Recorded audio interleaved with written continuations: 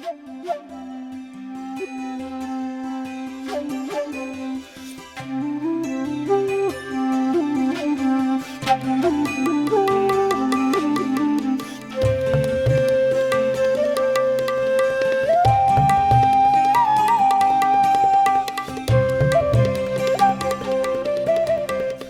स्वामीजी, हजुरलाई स्वागत छ सत्सङ्गमा।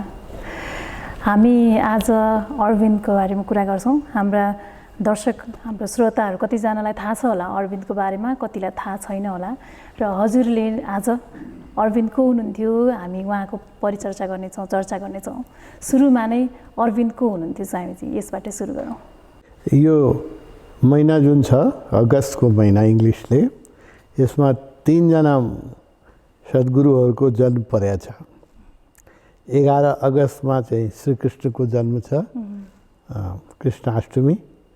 15 अगस्तमा चाहिँ श्री अरविन्दको जन्मदिवस छ र 27 अगस्तमा यसपालि तिथि अनुसार शिवप्रिवाको जन्म परेको छ। त्यस कारणले यो महिना हामी यही 3 जना सन्तहरूको बारेमा कुरा गरौँला। आज तिमीले अरविन्दको बारेमा सोध्यौ। म पहिला बताउँछु कसरी मेरो श्री अरविन्दसँग कसरी मेरो ट्युनिङ भयो, त्यही बताउँछु। उहाँको बारेमा पनि बताउँछु। म विद्यार्थी कालमा, अहिले भर्खर याद आयो, विद्यार्थी कालमा एकचोटि मलाई काम विशेषले इन्डियामा एउटा सहर छ भागलपुर, गङ्गा किनारमा छ। गङ्गा खोला मलाई एकदम प्रिय छ नदी। त्यो मेरो त्यो बडो गहिरो ट्युनिङ छ त्यो गङ्गासँग। अनि त्यहाँ गङ्गा किनारमा एउटा होटलमा बस्नु परेको थियो। सानो सस्तो, विद्यार्थी कालमा पैसै हुँदैन, सानो सस्तो होटलमा बसेको थिएँ। तर त्यसमा त्यो होटलका जुन मालिक थिए त्यो सायद अरविन्दसँग प्रभावित थिए। उहाँको रिसेप्सनमा अरविन्दको फोटो राख्नु भएको थियो, मदरको। म त विद्यार्थी नै थिएँ, मलाई अरविन्दको बारेमा केही खास जानकारी थिएन त्यो बेलासम्म। त्यो तस्बिर देखेपछि एक प्रकारको त्यो तस्बिरसँगै एफिनिटी हुन थाल्यो। त्यस तस्बिरले मलाई हेरे जस्तो लाग्ने, होइन। अनि म बारम्बार त्यसले एक प्रकारले अजीब टाइपले तान्न थाल्यो तस्बिरले।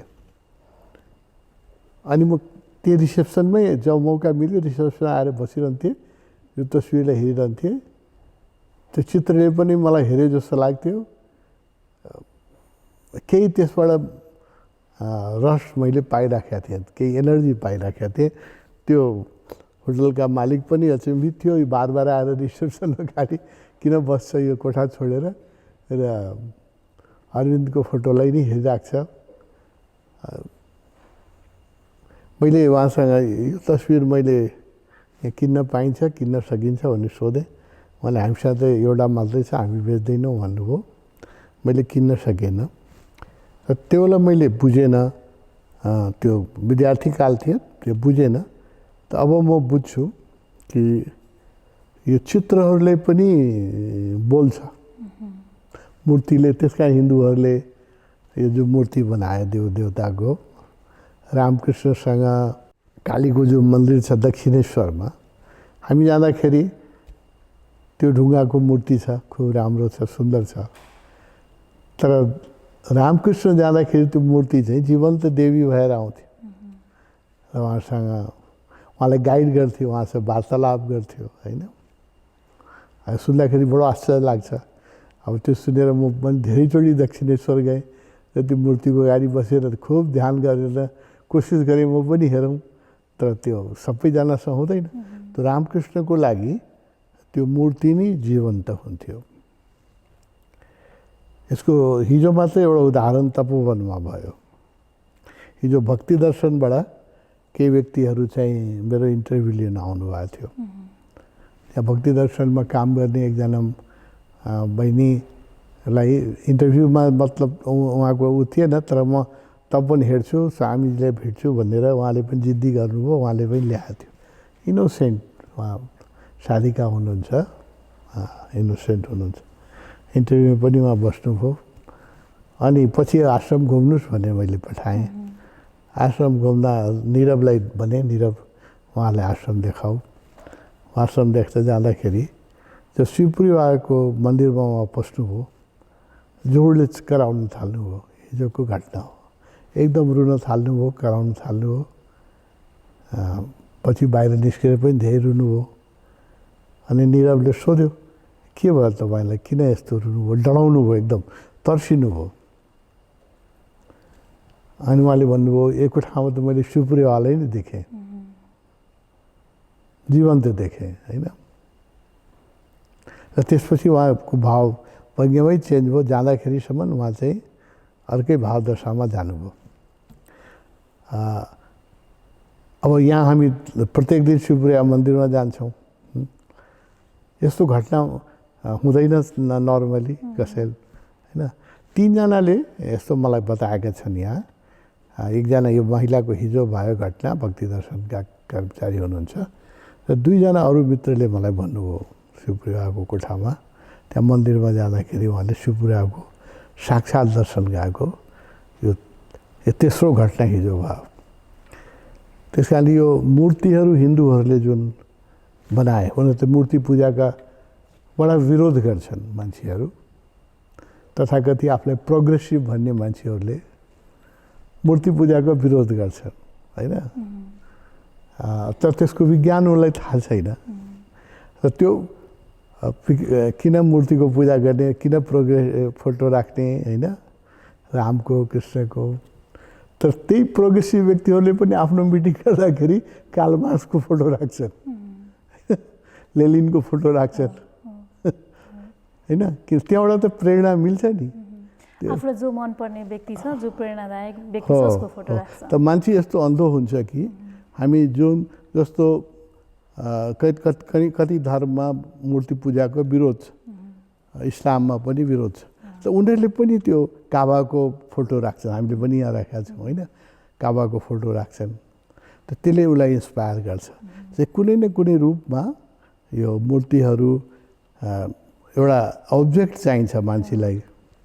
हरेक धर्ममा छ, कुनै न कुनै रूपमा आउँछ। जस्तो स्वामीजी बाहिरको मान्छे कोही एक्टर बन्न चाहन्छ भने अलिकति चलेको एक्टरको फोटो राख्ने, अनि खेलाडी छ कोही खेलकुदमा इन्ट्रेस्ट छ भने खेलाडीको फोटो राख्ने, त्यस्तो त अरू फिल्डमा पनि हुन्छ। जसलाई फिल्ममा इन्ट्रेस्ट छ, जसको आदर्श जे छ, उसले फिल्म एक्टर एक्ट्रेसको राख्छ। जसलाई रेस्लिङमा इन्ट्रेस्ट छ रेस्लरको राख्छ। यो स्वाभाविकै हो। अब हामीले चाहिँ गुरुहरूको राख्छौँ। त मेरो पहिलो परिचय अरविन्दसँग त्यो भागलपुरमा भयो है। उहाँको तस्विरले नै मलाई के भनिराखेको थियो होइन। बच्चा थिएँ म, त स्टुडेन्ट थिएँ। त्यो बेला भगवान् उसोसँग भेट भएको थिएन? भगवान्सँग भेट भएको थिएन त्यो बेला। त्योभन्दा पहिलेकै कुरा हो। जीवन्त भएर आयो त्यो तस्विर। र मैले पछि बुझेँ यो किन हुँदो रहेछ यस्तो भनेको। अहिले पनि म आफ्नो कोठामा यो तस्विर राख्छु र जब देख्छु मलाई बडो प्रेरणा मिल्छ। मेरो लागि यो फोटोहरू होइन, यिनीहरू चाहिँ लिभिङ अब्जेक्टहरू मेरो लागि। त तिमीले श्री अरविन्दको बारेमा सोध्यो। त्यसपछि म श्री अरविन्दको बारेमा जान्नलाई पढ्न थालेँ। ओशोलाई भेटेपछि ओशोले त धेरै बोल्नुभयो उहाँहरूको बारेमा। ओशोले नै सबै गुरुसँग मलाई जोड्नुभयो। मैले जुन लोन सिकर मेडी मास्टर लेखेका छु या सन्त दर्शनहरू लेखेका छु, त्यो सबै सन्तहरू ओशोको विशेषता यही हो। अरू कुनै गुरुमा मैले यो विशेषता देखेन ओशो बाहेक। ओशोले आफ्नो बारेमा धेरै कम बोल्नुभयो र हामीलाई चाहिँ रमन महर्षि, स्वामी विवेकानन्द, अरविन्द होइन, लाओ त्सो, जिसस, मोहम्मद सबैको बारेमा यति बोल्नुभयो। सुफी सन्तहरूको जुन हामी नसुनेका सन्तहरूको बारेमा कि हामीलाई यो सबै सन्तहरूप्रति खोलिदिनु भयो र सबैप्रति हामीलाई सेन्सिटिभ बनाउनु भयो र हाम्रो ट्युनिङ गराइदिनु भयो। त्यो ओशोको ठुलो विशेषता हो। त्यो ओशोलाई शिष्य बनेपछि अनि मैले श्री अरविन्द राम्रोसँग बुझेँ। त्यसपछि म 2-3 पटक गएको छु उहाँको अरविल, ड्रिम सिटी छ, त्यसको हामी कुरा गरौँला। अरविन्द को हुनुहुन्थ्यो तिमीले सोध्यो। अब संक्षेपमा भनौँ, अरविन्द एउटा बङ्गालको बडो प्रतिष्ठित परिवारमा जन्मिनु भएको। उहाँको बुवा डक्टर हुनुहुन्थ्यो र उहाँको बुवाको अध्ययन इङ्ल्यान्डमा भएको थियो र इङ्ल्यान्डमा प्र्याक्टिस पनि गर्नुभयो मेडिकल। उहाँलाई पाश्चात्य दर्शनले एकदम प्रभावित गरेको थियो, इङ्ग्लिस स्टाइलले। उहाँ चाहिँ भारतीय कुनै चिज पनि मन पराउनुहुन्थेन, चाहनुहुन्थ्यो कि बङ्गाली हुनुहुन्थ्यो त मेरो छोरा इङ्ग्लिसमै बोलोस्, मेरो श्रीमती मसँग इङ्ग्लिसमै बोलोस्। त्यो हुन्छ मान्छेहरूलाई, खास गरेर गरिब देशबाट गएका मान्छेहरूमा यस्तो मैले धेरै देखाएको छु। नेपालीहरू पनि म विदेश जाँदाखेरि धेरै नेपाली परिवारमा कस्तो देख्छु भने त्यो छोराछोरीले नेपाली नबोलेर इङ्ग्लिसमै मुठ्न कुरा गरोस्, होइन? त्यो एउटा हाम्रो इन्फिरिटी कम्प्लेक्स हो, त्यो आफ्नो भाषा आफ्नो भोजनप्रति चाहिँ रेस्पेक्ट छैन। त्यो अरविन्दको बुवाको पनि त्यो इच्छा थियो कि मेरो छोराछोरी अङ्ग्रेजी बोलोस्, होइन? तर उहाँ त सम्पन्न परिवारबाट, धेरै सम्पन्न परिवारमा हुनुहुन्थ्यो। तपनि अब त्यो बेला इन्डिया गुलाम थियो अङ्ग्रेजहरूको। विदेश गएपछि त्यसको रमन चमन त्यहाँको चमत्कार देखेपछि मान्छेहरू पश्चात दर्शनबाट प्रभावित हुन्थे, होइन? त्यो बेला धेरै हुन्थ्यो, जस्तो टेहरीको महाराजा, होइन? उहाँ पनि विदेश गएपछि यति प्रभावित हुनु भएको थियो। रामतीर्थको कुरा गर्दाखेरि म भनौँला कि उहाँलाई इन्डियन कल्चरको केही मनै पर्थेन, होइन? सबै वेस्टर्न कल्चर मनपर्ने। अब त्यो मान्छेहरू प्रभावित हुन्छ। यहाँ पनि हामी कहाँ जाने व्यक्तिहरू पनि प्रभावित हुन्छन्। गएपछि आउँदैन फर्केर। नेपालीहरू एकचोटि ग्रिन कार्ड पायो या भिसा पायो भने आउँदैन बिर्सिन्छ। त्यो एउटा एक प्रकारको ग्ल्यामर छ पश्चिमी जगत। त्यो ग्ल्यामरबाट उहाँको पिताजी पनि बडो प्रभावित हुनुहुन्थ्यो। त्यो अरविन्दलाई सानै 5 वर्षकै उमेरमा दार्जिलिङमा 5 वर्षको उमेरमा दार्जिलिङमा इङ्ग्लिस स्कुलमा कन्भेन्टमा पढ्न पठाउनु भयो र 7 वर्ष हुँदा साथै उहाँलाई चाहिँ अब इङ्ल्यान्ड जाऊ तिमी इङ्ल्यान्ड पढ्न इङ्ग्लिस कल्चरमा, उहाँ इङ्ल्यान्ड पठाइदिनु भयो र अरविन्द 20 वर्ष इङ्ल्यान्ड बस्नुभयो। सारा अध्ययन उहाँले त्यहीँ गर्नुभयो, क्याम्ब्रिज राम्रो उसमा चाहिँ उहाँको अध्ययन भयो। र त्यो बेला कस्तो थियो भने इन्डियाको सबभन्दा ठुलो सर्भिस अहिले पनि आइएएस भन्छ, इन्डियन एडमिनिस्ट्रेटिभ सर्भिस। त्यो एउटा इन्डियन सिभिल सर्भिस भन्थ्यो। अङ्ग्रेजहरूले त्यो जाँच लिन्थ्यो, त्यसमा जो पास हुन्थे तिनीहरू चाहिँ डिस्ट्रिक्ट मेजिस्ट्रेट भएर आउँथे, ठुल्ठुलो अफसर भएर आउँथ्यो। त्यो आइसिएस एक्जामिनेसन सबभन्दा प्रेस्टिजियस मानिन्थ्यो। अनि अरविन्दको बुवाको पनि इच्छा के थियो भने मेरो छोरा चाहिँ डिस्ट्रिक्ट मेजिस्ट्रेट बनोस्, अफसर बनोस्। अनि त्यो जाँचमा बस्न लगाउनु भयो। अरविन्दले त्यसमा चाहिँ रिटन सबै सब्जेक्टमा टप गर्नुभयो। त्यसको एउटा प्र्याक्टिकल जाँच हुन्थ्यो, किन त्यो बेला इन्डियामा गाडीहरू त्यति आइसकेका थिएन। अफसरहरूले घोडा चढ्नु पर्थ्यो। 1901हरूको कुरा हो, होइन? त्यो गाडी आइसकेका थिएन, घोडा चढ्नु पर्थ्यो। अनि घोडा चढ्ने चाहिँ प्र्याक्टिस गर्नुपर्ने पुलिस अफसरलाई। त्यो घोडदौडको प्र्याक्टिसमा चाहिँ उहाँ जानेर जानु भएन, किनभने उहाँलाई इच्छा थिएन कि म अङ्ग्रेजहरूको सर्भिस गरौँ। टप गरेर आइएएस एक्जामिनेसनमा आइसिएसमा टप गरेर पनि प्र्याक्टिकलमा उहाँ जानु भएन र त्यस कारण म त्यहाँ बडौदाका महाराजा आउनुभएको थियो, त्यहाँसँग उहाँको अलिकति गायकवाडसँग परिचय भयो। गायकवाडले चाहिँ तपाईँ मेरो अध्ययन सकेपछि मेरो राज्यमा आएर मेरो मन्त्री बन्नुहोस् भन्नुभयो।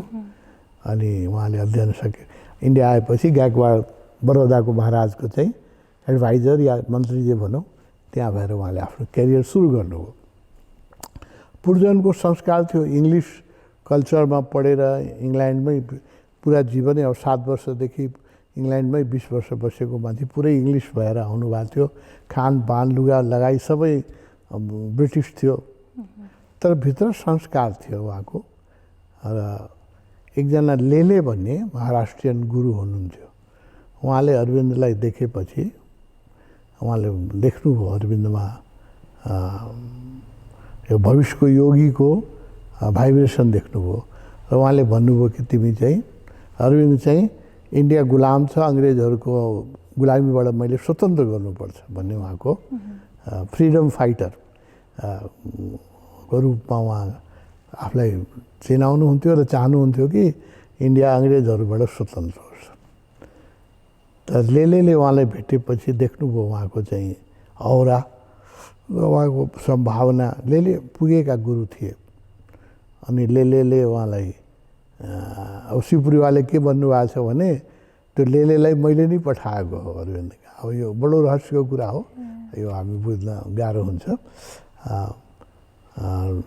लेले चाहिँ उहाँलाई तिमी चाहिँ अरू काम छोडेर त्यो अध्यात्ममा लाग, ध्यानमा लाग, तिम्रो धेरै सम्भावना छ, अरू काम छोडिदिऊ। अरविन्दले भन्नुभएन जबसम्म इन्डिया इन्डिपेन्डेन्ट हुँदैन म केही अरू काम गर्दिनँ, मेरो फर्स्ट प्रायोरिटी के छ अरे मदरल्यान्डलाई स्वतन्त्र गर्छु अङ्ग्रेजहरूबाट। मान्नु भएन लेलेको।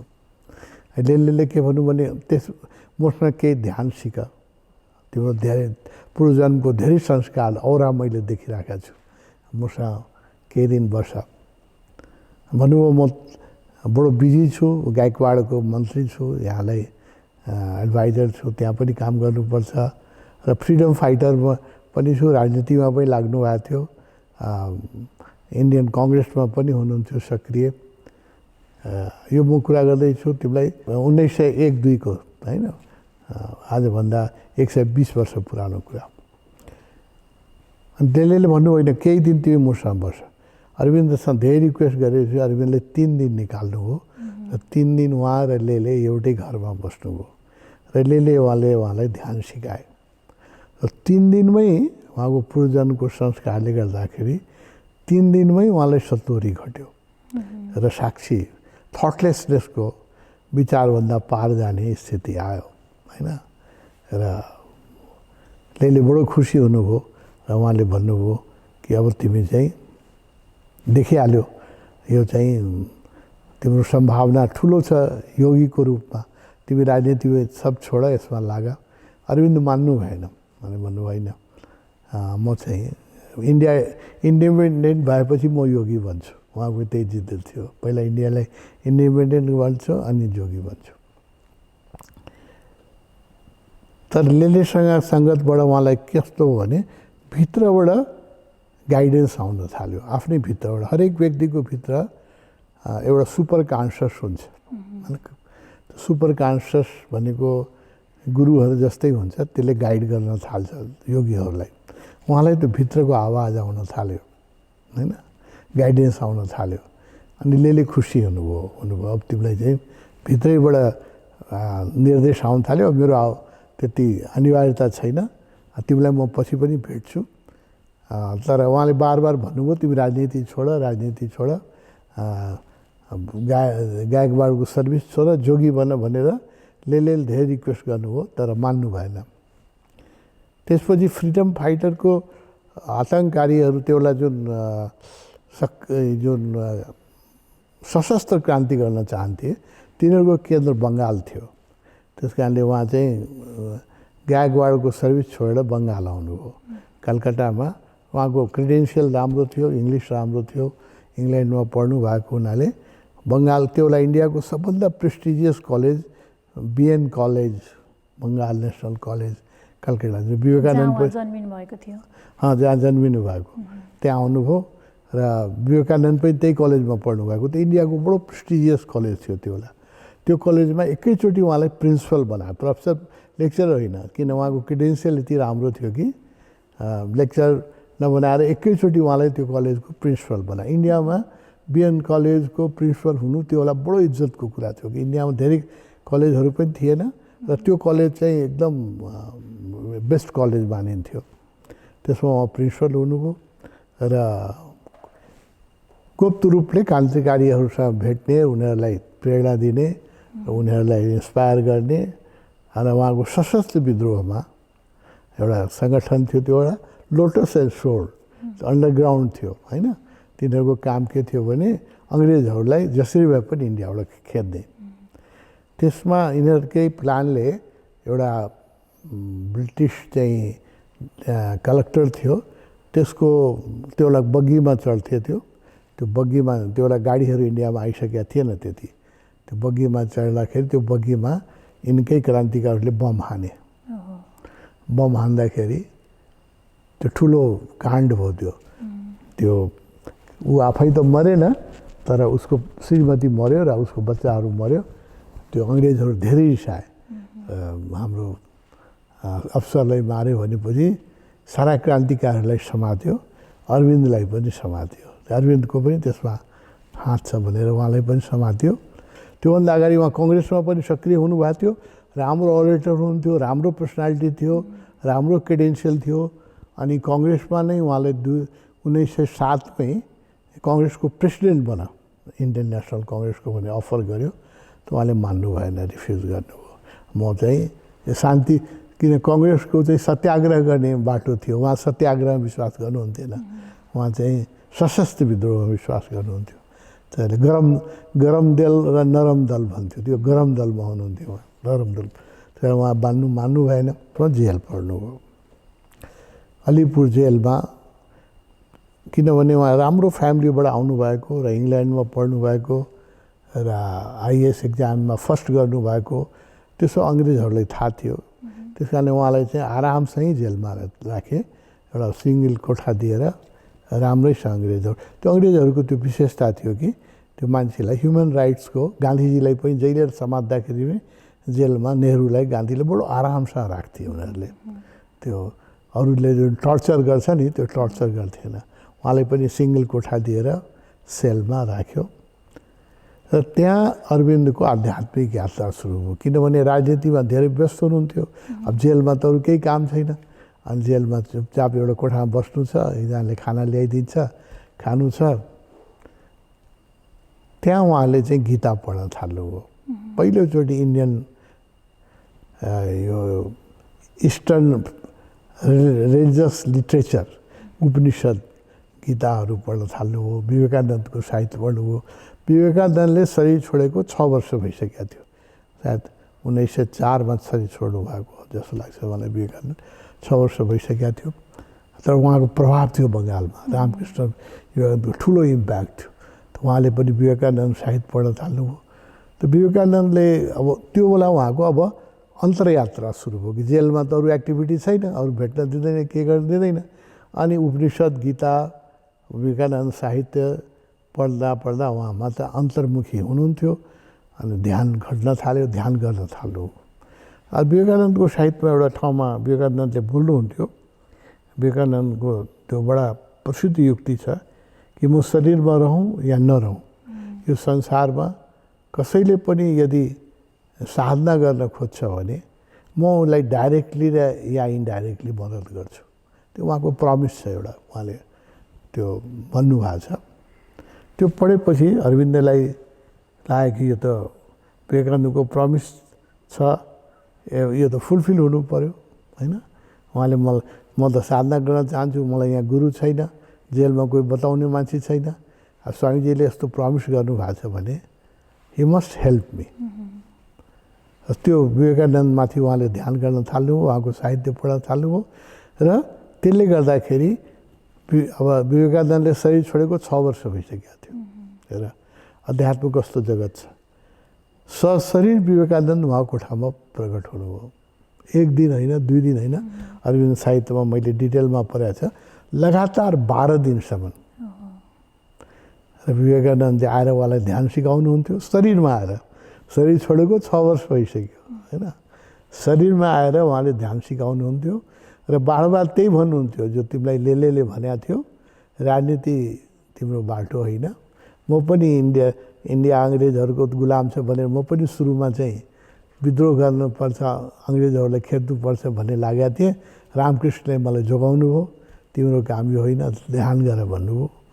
म तिमीलाई पनि त्यही भन्छु, लेले जो तिमीलाई भनेको थियो, तिम्रो जोगी बन्ने संस्कार छ, तिम्रो जोगले नै काम हुन्छ, तिम्रो ध्यानले नै काम हुन्छ। तिमी राजनीति छोड अब। र यो जेलमा पनि परमात्माले नै तिमीलाई पठाएको, किनभने जेलमा तिम्रो फुर्सद पायो, धर्मको अध्ययन गर्न पायो, र तिमी राजनीति प्रमिस गरेर राजनीति छोडिदिन्छ भनेर। तपनि उहाँको भित्र यस्तो गोड्या थियो, उहाँले के भन्नुहुन्थ्यो भने इन्डिया इन्डिपेन्डेन्ट भएपछि म राजनीति छोडिदिन्छु, तर इन्डिया अङ्ग्रेजहरूबाट त मुक्त हुनु पर्यो। स्वामीजीसँग पनि त्यही जिद्दी राख्नुभयो। त्यो सेलको अलिपुर जेल अहिले पनि छ, जुन कोठामा अरविन्दलाई राखेको थियो, त्यो कोठालाई त अहिले इन्डिया गभर्मेन्टले चाहिँ एउटा मन्दिर जस्तो बडो पवित्र स्थान बनाएको छ। त्यो टुरिस्टहरू हेर्न जान्छन् त्यसलाई।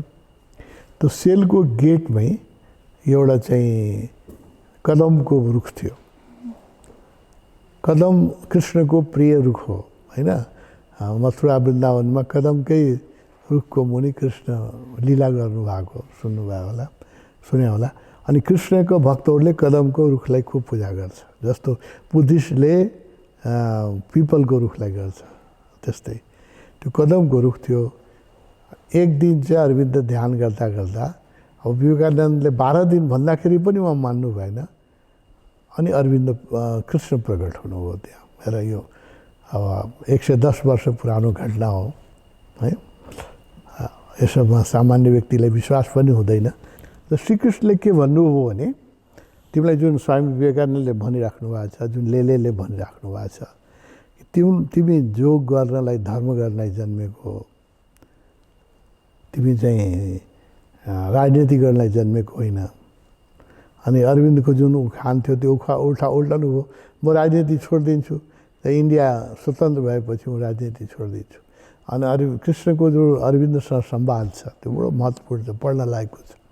श्रीकृष्णले के भन्नुभयो भने हामी लायक भयौँ भने, म के भन्न चाहन्छु भने अरविन्द जस्तो हामी लायक भयो भने श्रीकृष्ण आज पनि कुरा गर्न सक्नुहुन्छ। अरविन्दसँग गर्नुभयो भने हामीसँग किन गर्न सक्नुहुन्न? हामी अरविन्द जस्तो लायक बन्नुपर्छ। श्रीकृष्णले के भन्नुभयो भने श्रीकृष्णले शरीर छोडेको त 5000 वर्ष भइसकेको थियो। उहाँले के भन्नुभयो भने हेर आई प्रमिस यु। अरविन्द खालि इङ्ग्लिस बोल्नुहुन्थ्यो होइन। श्रीकृष्णले उहाँको लागि इङ्ग्लिसमा कुरा गर्नु पर्यो। I promise you that India will become independent होइन। And you leave this job to me भन्नुभयो श्रीकृष्णले। मलाई यो छोडिदियो तिम्रो काम, तिमी चाहिँ मेरो काम गर, तिमी ध्यान गर होइन। र गुरुहरूले यसरी शिष्यलाई कति यो अजब इक्जाम्पल हो यो है। अनि पनि उहाँ मानिराख्नु भएको थिएन अरविन्द। अनि श्रीकृष्णले के प्रमिस गर्नु भनेर द इन्डिपेन्डेन्स अफ इन्डिया उहाँकै इङ्ग्लिसमा भन्नुभयो, अरविन्दको साहित्यमा पढ्न सकिन्छ। The independence of I promise you that independence of India will come as your birthday gift.